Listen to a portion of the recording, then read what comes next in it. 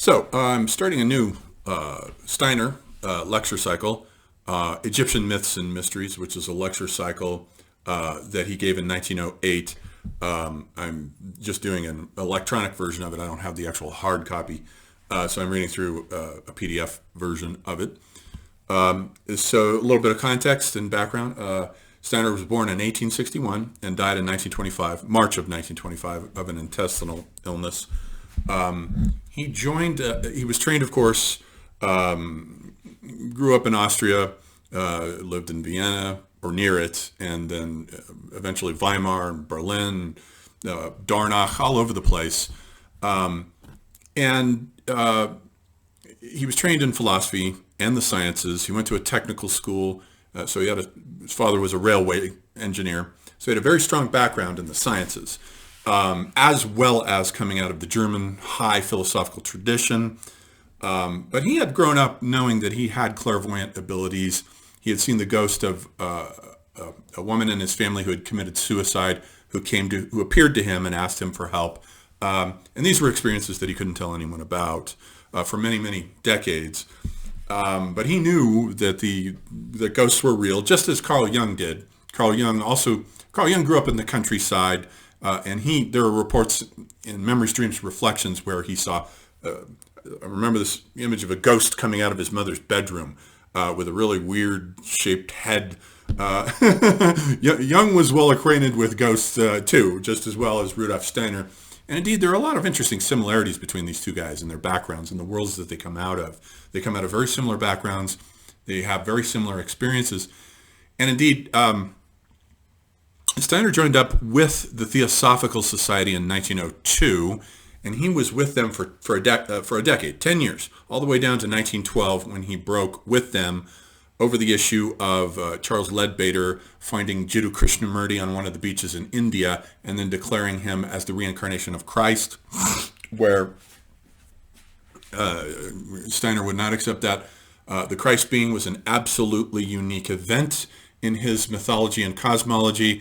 The Christ being was a being who came down from the sun, entered into the earth, and changed its vibratory structure, basically transubstantiated it.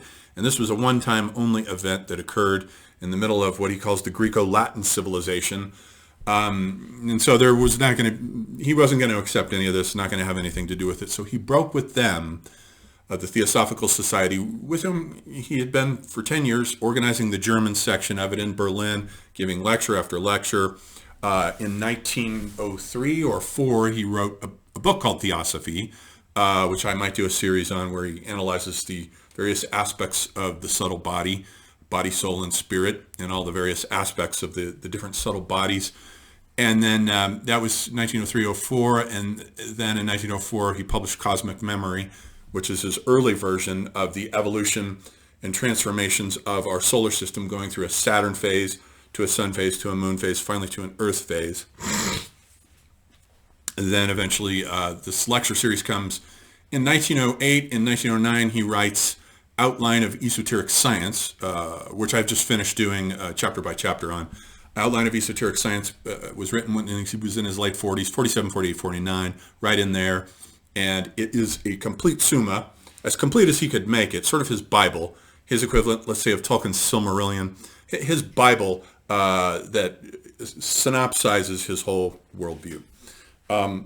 So he broke then from them in 1912 and changed the name of Theosophy to Anthroposophy now, to make it very distinct from what he had been doing with the Theosophists, with whom he no longer wanted anything to do.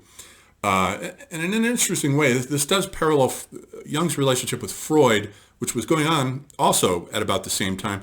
Jung had been acquainted with Freud's writings since 1903, when he began to study interpretation of dreams and take it seriously. Then started corresponding with Freud in 1906. He sent him a copy of his word association studies, and they traded books back and forth for a while. And then they met a year later in February or March. Sometimes the dates, scholars disagree on dates. February or March, looks more like March to me, of the following year, 1907, in Vienna, when the Youngs went to visit the Freuds. And then their relationship was off and running for a decade also. So basically, from Jung's acquaintance with Freud's works in 1903 down to 1913 when the final break came.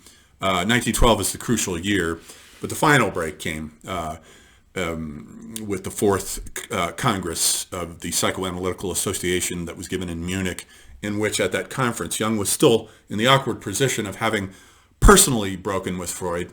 He had already sent him a letter saying, I agree to cut off all relations with you personally, but publicly, he was still president of the Psychoanalytic Association.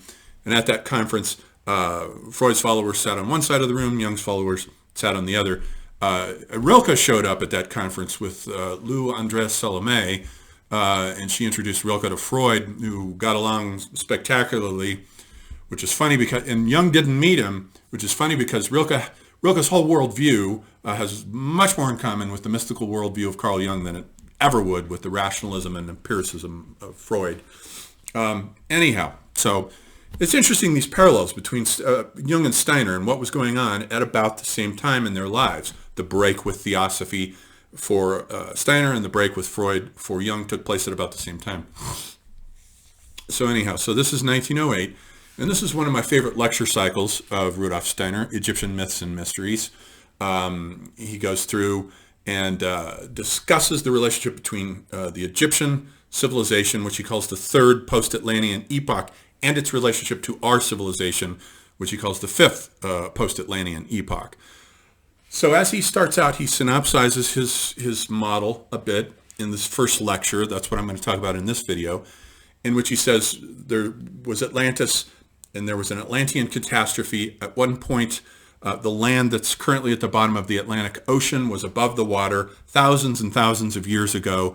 It sank due to a water catastrophe, and the Atlanteans migrated from west to east across Ireland and Europe and on into Asia, into India. And there in India, they were led by initiates who had carried the wisdom from Atlantis into this region and founded the early version of India around 7000 BC. So each of his post-Atlantean epochs, there are 7 of them, and it's best to think of it as a V shape. It really works in the shape of a V, with at the top of one of the spikes we have the first post-Atlantean epoch, which is India, 7,000 to 5,000, and this is meant to be, each of these 7 epochs occupies approximately 2,000 years, 2,200, something like that, which of course corresponds to one of the spokes of the great wheel of the precession of the equinoxes. And 7,000 to 5,000 BC, India is the crab. This is the age of Cancer. The age of the crab is the exoskeleton, which the body becomes essentially during the yogic process when the initiate leaves it and takes the jiva with him into the subtle realms, leaving the body behind as a kind of exoskeleton.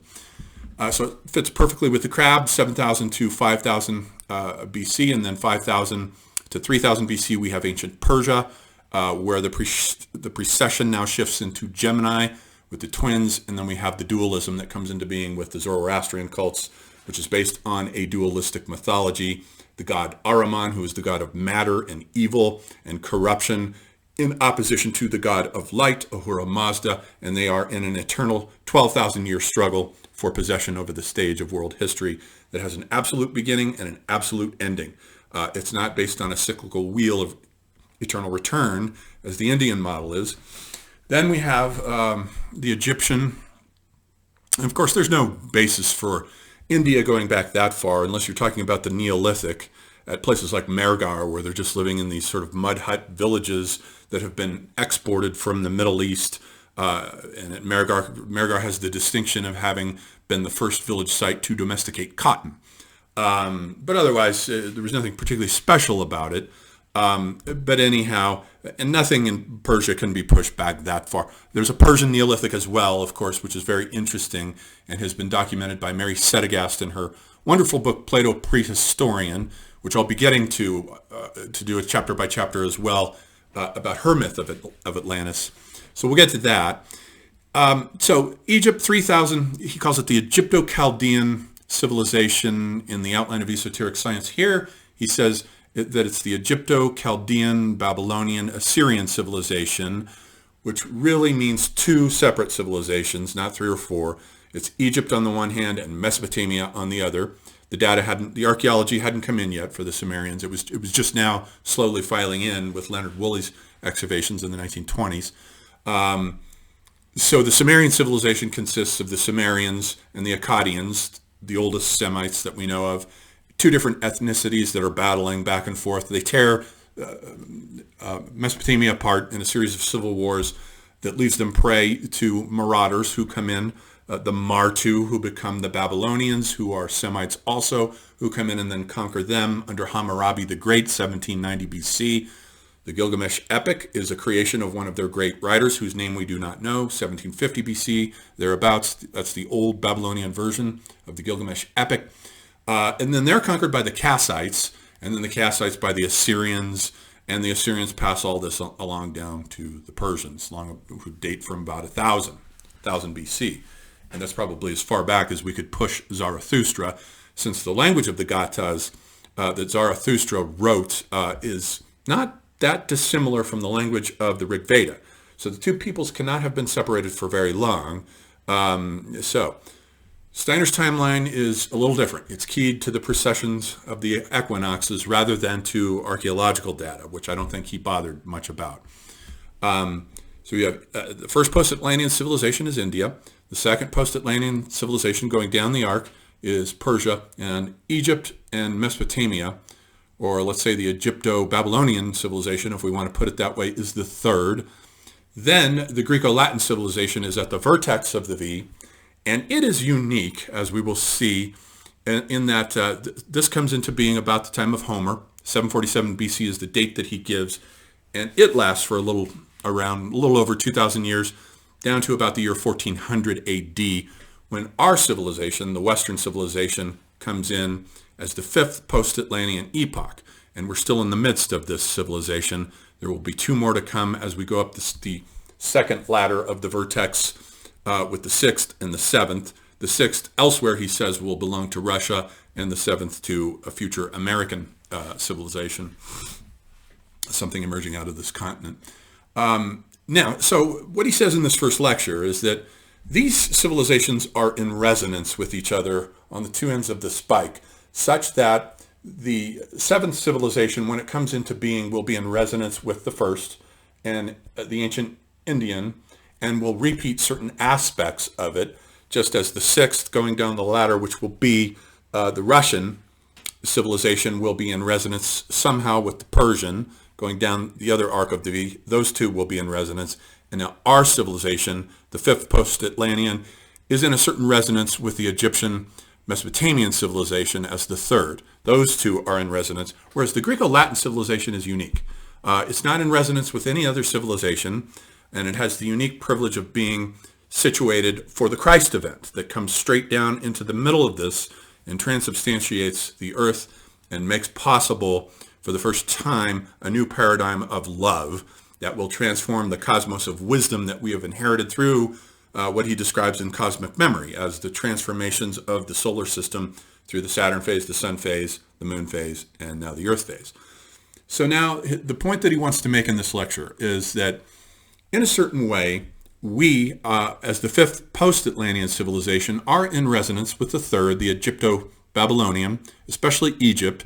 And he says there are a couple of interesting connections. For instance, he says, if you look at the Raphael's Sistine Madonna, it's Raphael's most famous painting. Everyone has seen it, with the Madonna standing with the Christ child in her arm, and there are green curtains open behind her, and then you see these cloud formations behind her with these little faces of angels that are surrounding her. They're sort of condensing out of the clouds. And Steiner says it's almost as though the Christ child himself has condensed out of these clouds and become a more solid figure. Steiner always has this idea that the physical world has condensed out of the spiritual world. And he says, so contemplate that image and then think in your mind's eye about, in Egypt, the image of Isis with the little infant Horus sitting on her lap.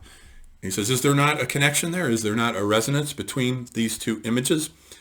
Now, Steiner may be right, but he may or may not know that, as a matter of fact, the Madonna with the Christ child on her lap is actually a transformation, literally, of the Isis with Horus on her lap. There are churches, Coptic Christian churches in Egypt, when Christianity went in there, that went in to temples of Isis and rechristened them to the Madonna. And there are actual statues at these places where we see the substitution of the Madonna with the Christ child. So it literally did come from Egypt. The Madonna with the Christ child that we inherited by way of Byzantium actually did come from Egypt. It migrated, it transmigrated from east to west. So there's that point he makes. And then he makes this more interesting point that I think is a lot of fun, where he says, now consider the fact that the way the Egyptians disposed of their dead was through, as everyone knows, mummification. So they're wrapping up the bodies and they're preserving the physical body. And he says that now when souls go to the other side,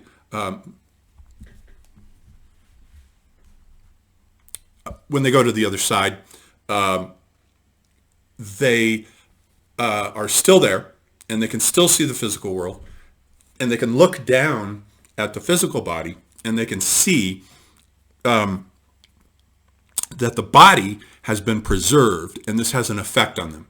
It actually attaches them to the physical plane in such a way that they're looking down at their bodies and saying, that's me there. That's my physical body. So it creates a kind of attachment when the souls go to the other side, and they're fully aware of what's still going on down here on the earthly plane, and they see their bodies preserved. It creates a kind of attachment to the physical plane. So then he says, so we are all reincarnated from Egypt, from all these previous civilizations. We have just been reincarnating over and over again. So we are the same people who lived in Egypt in the 5th post-Atlantean civilization, which is ours right now. And he says it's not an accident then that the way that the dead was disposed of in Egypt tied them to the physical plane, and that there's an interest in our civilization primarily on the physical plane. That's because of the way they disposed of their dead, pulled the dead down to be fascinated with the physical plane. And now in a certain karmic way, we're fulfilling the Egyptian interest in the physical plane of the dead, looking down at their bodies through our fascination with the physical plane. And as far as we're concerned, the only thing that's real is the physical body between birth and death. The subtle body, as it survives on the astral plane in Kamaloka, which is the lowest in Steiner's cosmology of the dimensions on the other side, Kamaloka, lower Divashan, upper Divashan, and so forth. But in Kamaloka, the soul survives for a long time there and is able to look down and see what's going on. And between death and birth is something that we have simply erased and have no connection with whatsoever in the 5th post-Atlantean civilization that we're in right now. So in a certain way, these civilizations then are in resonance with each other, and we are repeating Egypt's fascination with the physical plane on a higher turn of the spiral. So this is his first lecture. So we're off and running on this new Steiner lecture cycle here. This will be a lot of fun.